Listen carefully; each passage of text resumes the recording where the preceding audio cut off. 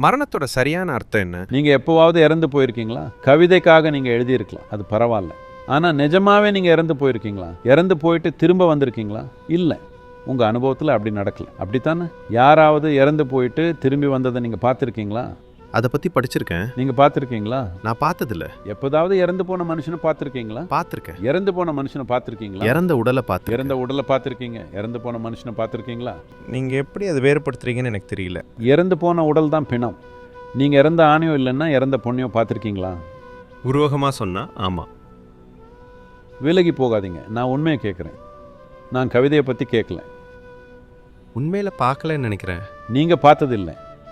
நீங்கள் அப்படி ஒருத்தரை பார்த்ததில்லை, நீங்கள் சந்தித்ததில்லை, நீங்கள் உணர்ந்ததும் இல்லை. அப்போ நீங்கள் இறந்து போயிடுவீங்க அப்படிங்கிற கருத்து உங்களுக்குள்ளே எப்படி வந்துச்சு?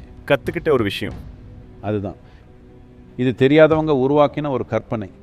மரணம்னு ஒன்றும் இல்லவே இல்லை. உயிர் உயிர் உயிர் மட்டும்தான் இருக்குது. அது ஒரு பரிமாணத்திலிருந்து இன்னொரு பரிமாணத்துக்கு நகருது, அவ்வளோதான். மக்கள் அறியாமையில் இருக்கிறப்போ வாழ்க்கை பற்றின அவங்க பார்வை, வாழ்க்கை பற்றின புரிதல், பிரபஞ்சத்தில் இருக்கிற பொருள்தன்மையோட எல்லைக்குள்ளேயே இருக்கிறப்ப தான் அவங்க பிறப்பு இறப்புன்னு யோசிப்பாங்க. மற்றபடி இங்கே இருக்கிறது உயிர் மட்டும்தான். பிரமாதம்.